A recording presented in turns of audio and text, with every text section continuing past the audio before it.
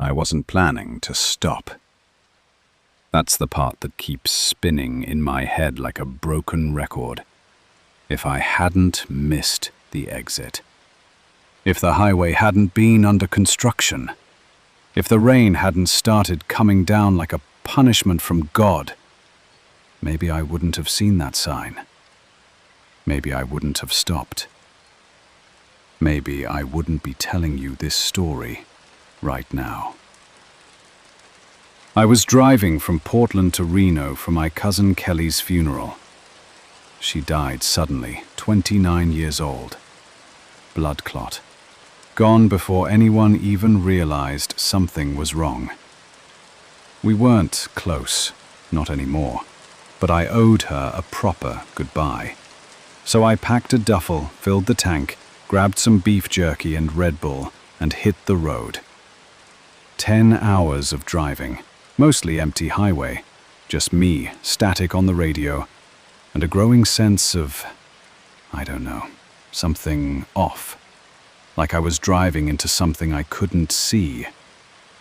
By the time I hit the Nevada border, the sun had dipped behind the hills, and a dense fog was rolling in like smoke from an unseen fire. My GPS suddenly rerouted me, detour for road maintenance. It took me off the highway, down a cracked 2-lane road that looked like it hadn't been used since the 80s. No lights, no traffic, just darkness, stretching for miles. That's when the rain started. It hit fast. Thick, icy drops that sounded like nails against the windshield. The kind of rain that made your bones ache.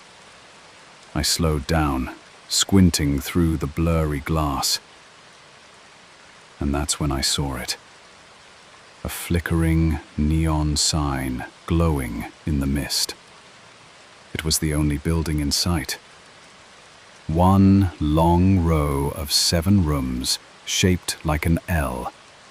There was a busted vending machine outside the office, a cracked parking lot filled with weeds, and a sad little pine tree that had lost half its needles. It didn't look welcoming. It looked forgotten. But my gas tank was nearly empty, and I'd been driving for over 9 hours. I told myself it was just one night. In and out, sleep, shower, leave. I pulled into the lot. The engine ticked as I stepped out. The air smelled like wet dust and something faintly metallic. The motel office was dimly lit and smelled like a mix of old heater coils and Windex. There was a desk, a stack of faded brochures, and a single bell. I rang it. A man appeared from the back. He was tall and pale, with deep-set eyes and jet-black hair combed back tight. He wore a faded maroon vest and a crooked bow tie. His name tag read. He smiled, but it didn't reach his eyes. "Rough night to be on the road," he said. I nodded. "Just looking for a room." "Just one left," he said, sliding a key across the counter. It was an actual key, not a card. A heavy metal one, attached to a chunk of stained wood labeled $50, cash only. "Quiet hours start now," he added. No ID, no forms, just that stare of his and the key in my hand. The room was exactly what you'd expect. Beige wallpaper with curled edges, an old AC unit rattling in the wall, a queen-size bed with a scratchy brown comforter, a crusty TV on top of a fake wood dresser with a built-in VHS slot and no remote. There was a lamp beside the bed flickering like it had asthma, a Bible in the drawer, a fly on the windowsill, and right across from the bed, screwed into the wall, was a large mirror. One of those old mirrors with the silver backing, where the reflection always looks a little foggy, a little off. I tossed my bag in the corner, locked the door, and laid down on the comforter in my jeans. I was exhausted. My bones hurt. My mind was foggy. But I didn't fall asleep. because that's when I heard it. Tap, tap, tap. It was soft but sharp, like fingernails. Not from the window, not from the door, from the mirror. I sat up, held my breath. Tap, scrape, tap. I slowly got up and walked toward the mirror. There was nothing behind it, just the faded wall. But on the glass, there was a smudge. No, a fog, like someone had breathed on it from the inside. In that fog, 3 letters appeared. I blinked, wiped the mirror clean, laughed nervously. Okay. Nope, I whispered to myself. I'm overtired, just seeing things. I turned off the lamp and tried to lay down again. That's when the TV turned on. No click, no static, just a sudden glow filling the room. I looked over. The screen showed a black and white video feed. The angle was high, like from a security cam. It was looking down into this room. Same bed, same mirror, same flickering lamp. On the screen, a man, who looked just like me, was laying on the bed, asleep. Then the mirror behind him started to ripple, like water. A shape pulled itself out, long arms, a smooth, featureless face, no eyes, no mouth. It climbed silently onto the bed and leaned over the man's face. The man didn't move, not even a flinch. Then the screen cut to black. White letters appeared. I stood up, frozen. The mirror across from the bed was vibrating. A hairline crack appeared, stretching down the middle. From behind the glass, something moved. A pale hand pressed forward. Then another. The mirror bulged outward, as if the glass was turning to liquid. I ran to the door and yanked at the knob. Locked. I twisted the key, nothing. It spun like it wasn't connected to anything. Behind me, I heard glass shatter. I turned around. A long white arm was crawling out of the mirror. Then a face, blank and smooth like a mannequin. It didn't have eyes, but I could feel it looking at me. I grabbed the lamp and hurled it at the window. The glass exploded, and I jumped out into the cold, wet gravel. My arm got sliced open, but I didn't care. I ran, into the dark, into the rain, into the empty desert. I didn't stop until I saw headlights. A semi slowed down and pulled over. The driver was a man in his 60s. He rolled down the window and said, "Jesus Christ, you okay?" I came from the Pine Creek Motel," I said, panting. "Something came out of the mirror. It tried to... I don't know what it tried to do." He stared at me. "Pine Creek Motel?" he said slowly. "You mean the one that burned down?" "What?" "That place caught fire back in '92. Whole east wing collapsed. Been abandoned ever since." No, it's open. I was just there. Room 6. He glanced down at my hand. I looked too. I was still holding the key. Room 6. He went pale. "Get in the truck," he said quietly. "Now." I filed a report with the sheriff's office the next morning. They sent a deputy to check the site. He found rubble, charred concrete, collapsed walls, no working power, no Glen, no front desk. They said no one had checked in there in over 30 years. But I know what I saw. I still have the scar on my forearm. I still hear the tap, tap, tap in my dreams. And the key? I threw it in a river the next day. 2 weeks later, it showed up in my mailbox. Same key, same wooden block, same room. Sometimes, late at night, I swear I see a flickering neon glow on the horizon. Just for a second. Vacancy. Always the same room, always waiting. Room 6. I moved to Crescent, Montana in early autumn. Just me, my dog Coda, a packed Subaru, and a broken engagement I didn't talk about. I was 31, fresh off a failed publishing career in Denver. My ex-fiancée said I needed grounding. I just wanted quiet, someplace no one knew me. That's when I saw the job listing. Night manager, Roseview Inn, quiet highway motel. Live-in role, basic tasks, single unit provided. It felt like a reset button. The job was nothing fancy. Check guests in, keep the office running overnight, do some light tidying.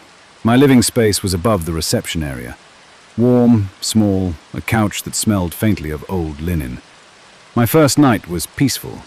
Thin fog rolled over the gravel lot. Coda curled up at my feet while I watched a true crime doc and ate microwave soup. For once, I felt okay. I wasn't escaping anymore. I was recovering. 3 weeks in, things got strange. It started with a woman in room 7 calling down around 2:45 a.m. She said she heard footsteps outside her window. Heavy, slow. Said when she turned on the bathroom light, the sound stopped. "You should fix your cameras," she added, half laughing. I told her we didn't have window-facing cameras on the ground floor. She went quiet, then said, "Maybe you should get some." A few nights later, a man checking out with his wife asked me if we had any guests who liked staring. When I asked what he meant, he said, "There was someone at the stairwell last night, just standing, watching us walk up. He didn't move, didn't speak." I tried to play it off. "Probably just another guest," I said. But deep down, I knew that wasn't right. Then came the guy in the grey hoodie. He showed up on a Wednesday near midnight. Mid-40s, clean-shaven, eyes the color of winter glass. He wore dark jeans and a vintage green windbreaker. Said he was just passing through and needed a room for one night. But he didn't look tired. He looked curious. "How long have you worked here?" he asked. "Just over a month," I replied. He nodded, then asked, "You live on site?" I hesitated, then lied. "No, commute from a place in town." He didn't say much more, just smiled faintly and handed over a crisp $50. "Thanks for your time," he said. He didn't even ask for a receipt. 2 nights later, he was back with someone new. This time he brought a woman, mid-30s, elegant, soft-spoken, black heels, trench coat, manicured hands. She smelled like vanilla and violets. There was something magnetic about her. She leaned across the counter and said, "You have a very calming energy." I didn't know how to respond. Then she handed me a dark grey card. "We host wellness retreats for intuitive." That night I looked up the website. It was a blank page with a loading symbol. That's it. I threw the card in the trash, but it didn't sit right. Coda stared at the door for almost an hour, growling low. He never does that. The next week I saw the black van, parked under the broken lamppost across the lot, no plates. Engine quietly idling, windows tinted pitch black. I waited. Nothing happened. When I walked Coda out for a quick bathroom break, the van sped off without headlights, just vanished down the hill. The following night it came back, same time, same spot. I started staying inside after sundown. My phone line cut out twice in 3 days. I checked the breaker, fine. Internet blinked in and out like someone was throttling it. That Friday night everything came to a head. I locked up at 10 o'clock sharp. Last guests settled, Coda asleep on the rug. I checked cameras, front lot empty. But something told me to look again. I zoomed in. There, the woman, standing under the overhang. No umbrella, no movement. Just standing in the rain, facing the lobby. I stepped out slowly. Coda stayed behind the desk, whining. "Can I help you?" I asked. Her lips curled slightly.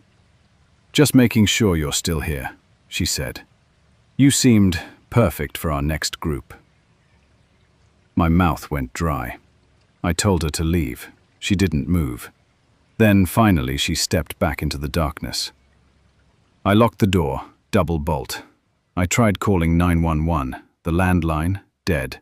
My phone, 1 bar, no signal. That's when the power flickered. The hallway security lights dimmed. I ran to the staff laundry room, only place with a backup generator outlet and strongest signal. Locked the door, pulled out my phone, 2 bars.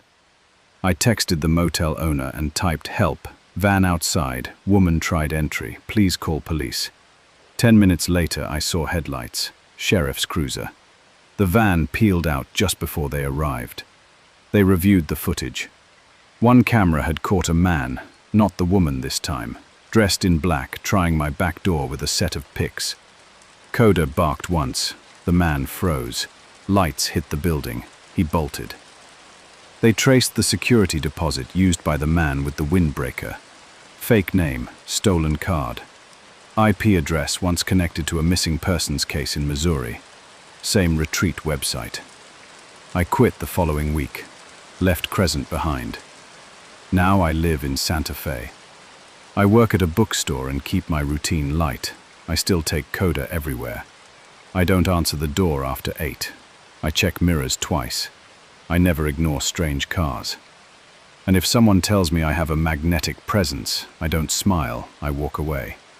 Because sometimes what they find special in you is the exact thing they want. My name's Nathan Reyes, 31, originally from Santa Fe, New Mexico. My life wasn't perfect, but it made sense. I had a quiet job in a legal research firm, a small apartment near the college district, and a fiancée named Erica. We were saving up for a modest wedding. Then, in less than 10 weeks, everything crumbled. First came the layoffs. The firm downsized after losing a major client, and I got cut loose. A week later, Erica left. She didn't even yell, just packed a bag and said I felt far away lately. And maybe I did. Losing control of your life changes your shape in small ways. So I did what a lot of broken men do. I packed what I could into the back of my Subaru.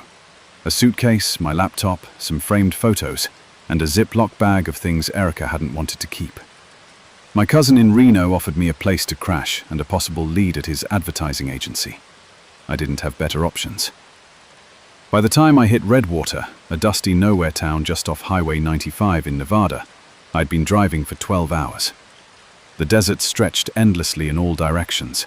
Flat, orange-brown terrain lit only by my headlights and the half-dead moon.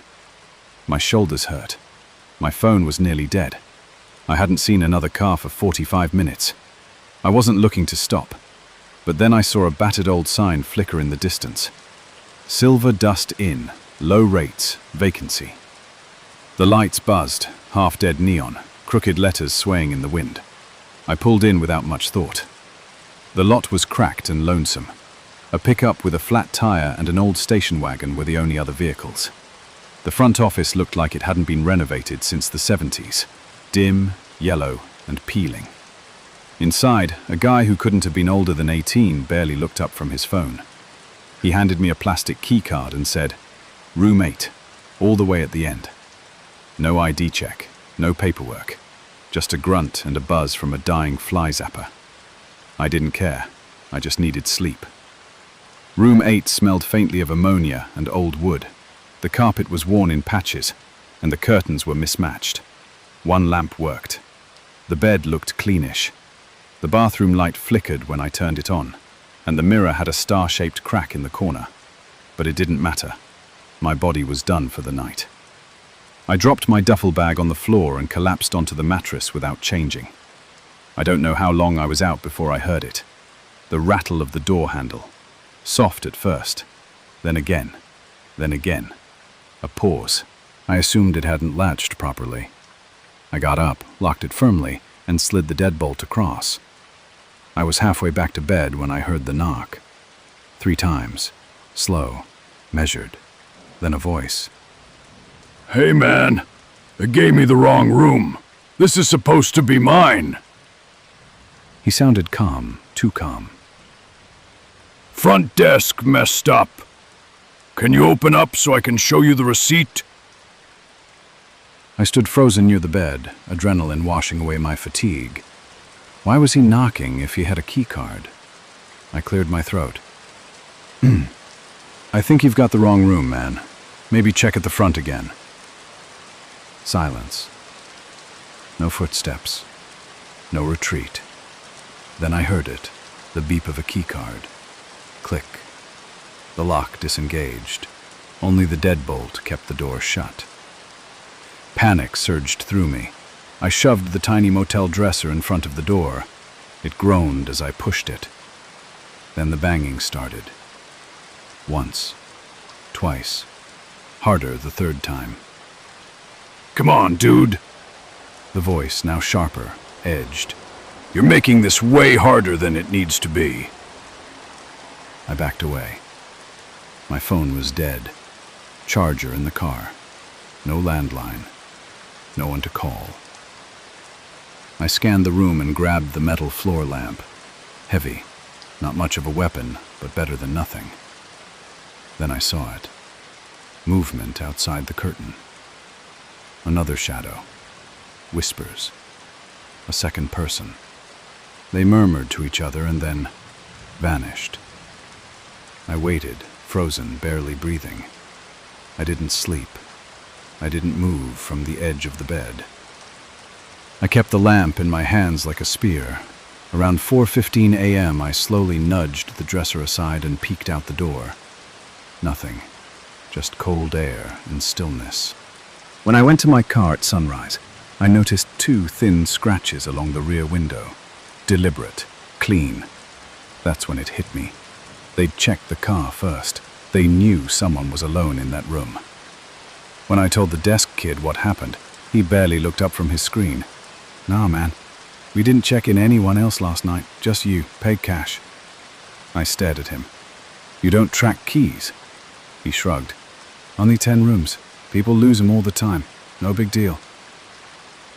At the sheriff's station on the edge of town, the deputy told me what I already feared. "Could have been a cloned card," he said. "Or maybe someone slipped the front desk kid a little cash. Happens. And if they didn't get in, technically it's just attempted trespass. Thin ice, legally." I didn't feel safer when I left, just more aware. I drove straight to Reno and didn't stop again. For weeks, I couldn't sleep without checking the lock 5 times. I bought a rubber door wedge, a portable lock bar, and a flashlight keychain. I always charge my phone at 100% before dark. I never, ever book ground floor motel rooms now. Never. 6 months later, I had to stay in a motel again for a work trip. I did all the right things. Wedged the door, kept a backup charger beside me, even recorded a video of the room's exit layout. Still didn't sleep much. People like to say, that wouldn't happen to me. But it's not about being smart. It's about timing. About who's watching and how far they're willing to go. The men outside my room that night weren't just hoping. They were prepared. They picked me. They had a plan. The only reason I'm still here is because that deadbolt held. I think about that night often. Not in fear, but in clarity. We forget how fragile safety is. How a door, just one door, might be all that separates you from vanishing into the dark. And sometimes, people don't knock to talk. They knock because they already have a key. My name's Kimberly Ross. I'm 41, and I live in Columbus, Ohio with my husband Travis and our 10-year-old daughter, Lacey. I've spent the last 16 years as a technical sales rep for a lab equipment company. It's not glamorous, despite what people think. No luxury lounges, no designer heels, just rental cars that smell like old coffee, and back-to-back pitches to hospitals and research labs across the Midwest. I used to love the travel. The open road felt like freedom when I was younger. Now it just feels like distance. Distance from my family, from Lacey's life. I miss school concerts. I miss weekend pancakes. Sometimes I even miss the laundry pile. It's funny how your idea of peace shifts. It was late November, that grey time of year when the sky always looks like it might snow but never quite does. I was heading to Decatur, Illinois for a 3-day route. 2 clinics, a university lab, and a supply chain meeting. I left on a Tuesday, flying out of John Glenn International. My connection was in Chicago. That's where I met him. He was in Terminal B, near Gate 22. Mid-40s, clean-shaven, wearing a casual blazer and jeans. He had that generic business look, like someone who drinks hotel coffee and knows where to find a good steak in any city. We made eye contact at the boarding gate, and he smiled. Not creepy, just polite, harmless. He sat across the aisle from me on the flight, introduced himself as Eric, said he worked in hospital logistics, helping clinics upgrade to digital systems. He talked just enough to seem normal but never overstepped. I mentioned I was heading to Decatur for work. He said he'd been there a few times. We exchanged business cards. His looked slick but vague, just his name, number, and an email. No logo. Mine was the digital version on my phone. He joked that it was rare to sit next to someone who wasn't coughing or crowding the armrest. I laughed. It was all very normal. That night, I checked into the Linden Grove Inn, a tired 2-story motel off Route 48. Nothing fancy. Popcorn ceiling, plastic ice bucket, floral curtains older than me. But it had a working heater and a locking door, which was enough. I FaceTimed Travis and Lacey while unpacking my demo kits. She showed me a paper snowflake she made in class. Travis teased that she was already better at arts and crafts than me. It felt warm, domestic, ordinary. I brushed my teeth early, 10:15 or so, and was scrolling through tomorrow's itinerary when the motel room phone rang. No one ever called the room. Not unless something was wrong. "Hello?" I said. A young man's voice answered, tentative. "Ma'am, sorry to bother you. There's a man at the front desk asking for a spare key to your room. Says he's your brother? Said he flew in to surprise you." I froze. "I don't have a brother," I said slowly. "What's his name?" The clerk hesitated. "Eric. Said you just met on a flight. Mentioned you were close. Even gave your room number." I felt my skin go cold. "Do not give him anything. Do you understand me?" "Yes, ma'am." I hung up and called Travis. He answered instantly, standing in our kitchen. I could see the fridge behind him, magnets crooked. "Someone's pretending to know me," I told him. "He's downstairs right now, said he was my brother." "What the hell?" he said. "Kim, don't go down there, call the police." But I was already throwing on my coat. I needed to see him with my own eyes. The lobby was dimly lit, fluorescent bulbs buzzing. And there he was, Eric, leaning casually against the counter, talking to the desk clerk like he belonged there. When he saw me, he lit up. "Kim," he said, like we were old friends. "Wow, small world." I stopped. "What are you doing here?" He raised his hands. "I just thought, I don't know, we had a good chat. Figured I'd say hi, grab a drink." My voice was like ice. "You followed me." He smiled. "Or maybe it's fate, coincidence, happens all the time." I looked at the clerk. "Did he book a room?" She shook her head. "I told you," Eric said. "I just wanted to talk." "How did you get my room number?" "You gave me your card." "The digital card, no address, no room. That doesn't explain how you knew where I was staying." He tilted his head. You mentioned it on the plane. No, I didn't. He smiled like it was a game. Maybe I just have a good memory. I backed away.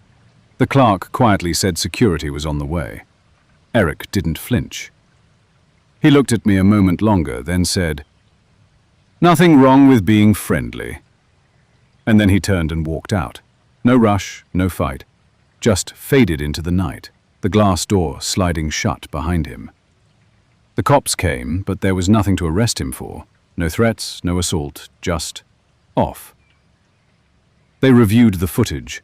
He walked in, stood at the desk, waited. Didn't try to force entry. No ID on record. The number on his business card? Disconnected. Back in my room, I bolted the door, jammed a chair under the handle, and moved the dresser in front of it. I barely slept. At 5:10 a.m., I heard a soft sound, like paper dragging against carpet. Back in my room, I bolted the door, jammed a chair under the handle, and moved the dresser in front of it. I barely slept. At 5:10 a.m., I heard a soft sound, like paper dragging against carpet. A note had been slid under the door. White envelope. My name, written in perfect cursive. Inside, "You looked tired last night. I hope you got some rest. I'll see you again." That was the last straw. I checked out before sunrise, drove straight to Champaign and booked a room at a Marriott with 24-hour desk staff, cameras and keycard elevators. I paid out of pocket, didn't tell my company. I didn't care. For months after, I couldn't relax on the road. Every sound outside a hotel room made me flinch. I bought a rubber door stopper, kept pepper spray in my handbag. I changed my travel email. I scrubbed my social profiles, started booking under my initials only. Travis changed too, started texting more often. Sometimes sent Lacey's voice notes just so I'd feel less alone. We started driving to some meetings together, him working remotely from the hotel room just so I didn't have to be alone in another nameless motel off another nameless highway. I never saw Eric again. He left no trail, no booking, no ID. It was like he was never there, except for the note, which I tore into pieces and flushed down the hotel toilet. People think danger announces itself with yelling and fists, but it doesn't. Sometimes it shows up with a business card and a soft voice. Sometimes it sits next to you on a flight and asks where you're headed, and you answer without thinking. Sometimes it smiles just enough to look safe. So now, I still travel, still pitch the same products, but I carry something extra in my bag. Instinct. If something feels wrong, I don't explain it away. I don't wait for proof. Because not every knock at the door is just room service.